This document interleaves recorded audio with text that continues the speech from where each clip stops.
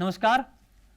और बात हो रही है एडिबल ऑयल की कि आने वाले वक्त में एडिबल ऑयल की डिमांड और सप्लाई कैसी रहेगी। ग्लोबल के कॉन्फ्रेंस में हम हैं और यहाँ पर दुनिया भर के दिग्गज जुटे हैं ये बताने के लिए कि आने वाले वक्त में एडिबल ऑयल को लेकर डिमांड सप्लाई का सिचुएशन क्या रहने वाला है। और इस पर बात करने के लिए इस वक्त हमारे साथ एक बेहद खास मेहमान जुड़ रहे हैं। हमारे साथ हैं IBPA के प्रेसिडेंट और इमामी एग्रोटेक के CEO सुधाकर देसाई साहब। सुधाकर जी, बहुत बहुत स्वागत है आपका जी मीडिया पर, जी बिजनेस पर। और आपसे पहले भी बात होती रही है सर, लेकिन अब चूंकि GST कट हो गया, GST कट इम्प्लीमेंट हो गया, हालांकि एडिबल ऑयल पे पहले से ऑलरेडी एग्जम्प्टेड है और इसमें कुछ ऐसा हुआ नहीं है, लेकिन फिर भी एक साइड इफेक्ट होता है। तो मेरा पहला सवाल तो यही होगा कि GST कट का impact, side impact edible oil की डिमांड पर कैसा रहने वाला है? आई थिंक यस, हमको भी लग रहा था कि फेस्टिवल डिमांड ज़्यादा नहीं है, जबकि supply was already prepared, supply chain was prepared very well for this demand, either for West Bengal festival or for Diwali. But what I hear from the downstream channel is that a lot of distributors were waiting for 22nd September, the GST implementation.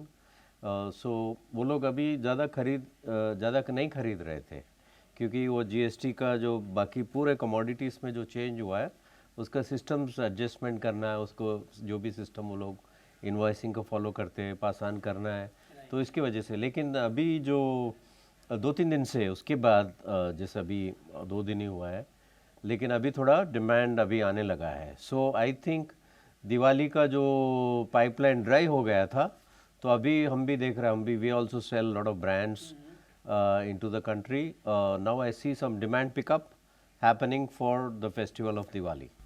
तो मतलब जो brand का जिक्र अभी सुधाकर जी ने किया, Emami agrotech के CEO तो है, मतलब हेल्दी टेस्टी ब्रांड जो आपके घर तक आता है। और भी बहुत सारे ब्रांड हैं, लेकिन तो मैं आपको एक पॉपुलर 2-3 नाम, ताकि आप ये पहचान पाएँ कि वो ब्रांड का ऑयल जो आप यूज़ करते हैं उसी कंपनी के CEO हैं सुधाकर जी।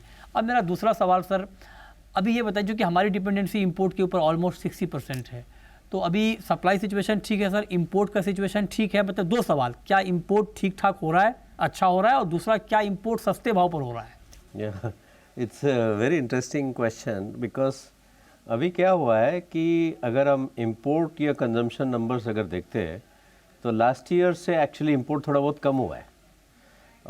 Import numbers have been stagnant for last 4 years actually, and also within the consumption basket we see some shifts. For example, I think palm oil has lost about nearly 1.2 million tons of demand due to its own price mechanism. Prices were high, whereas soybean oil needed Indian demand very much more badly.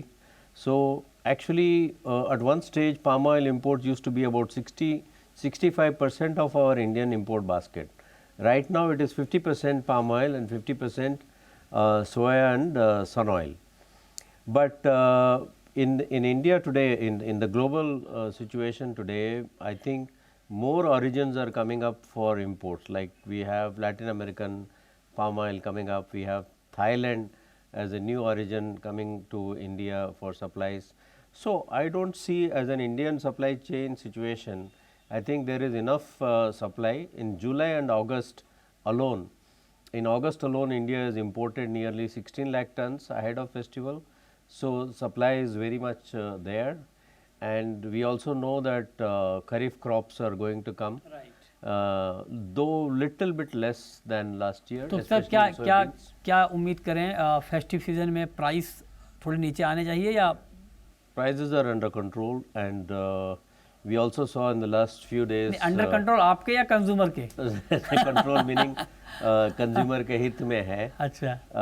Because palm का भी supplies है, काफ़ी आ चुका है, और आपने देखा है कि Indonesia is suddenly cut export duty of 26% to 0, and they have done it for a few days, wherein all those suppliers who register, they don't have to incur the 26% duty. तो उसके वजह से सोयाबीन ऑयल का भी थोड़ा prices कम हुआ है। Actually उसका इम्पैक्ट आएगा भी 2-3 महीने में तक भी आएगा, क्योंकि ये जो रजिस्ट्रेशन हुआ है विदाउट एक्सपोर्ट टैक्स, तो $60 तो प्राइसेस सोयाबीन का गिर गया है। सो पाम ऑयल का भी उसके हिसाब से no oil can be independent of each other. So we expect in the next 1 month prices to be stable and probably go to a level where there is a lot of demand that will come in. तो go to the level से मतलब आपका थोड़ा नीचे आएगा? हाँ, थोड़ा नीचे थोड़ा आ से क्या सकता मतलब है सर? कितना? 2 रुपए 2 रुपए किलो? या 2 से 3 महीने में? या 2 से 3 महीने में? 2 से 3 रुपए गिर सकता है। 2 से 3 महीने में? हाँ, तो उसमें क्या है, उस टाइम में अभी फार्मर सेलिंग ऑफ रेपसीड भी है, काफ़ी स्टॉक है, और सोयाबीन भी है थोड़ा बहुत गवर्नमेंट के पास। सो आई थिंक नवंबर दिसंबर तक कोई ऐसा सिचुएशन नहीं है जिसकी वजह से बहुत बड़ा रैली आएगा। ओके, ये आपने अच्छी बात बताई कि अभी दाम बढ़ने वाले नहीं है, इनफैक्ट दाम थोड़े घटने वाले हैं 2 से 3 महीने में। जैसे कि देसाई जी कह रहे हैं कि 2 से 3 रुपए प्रति लीटर तेल के दाम घट सकते हैं। एक आखिरी सवाल सर मैं आपसे, चूँकि फार्मर की बात हो रही है कि उनको अच्छा प्राइस नहीं मिल पा रहा है, सोयाबीन के दाम एमएसपी से नीचे हैं, क्या सॉल्यूशन है सर? क्या मैजिक कुछ एक है ही क्या? solution मतलब है, जो हम हमेशा बोलते हैं, dynamic duty slab system. You cannot have consumer price and farmer price both. I don't see any reason for any duty change right now.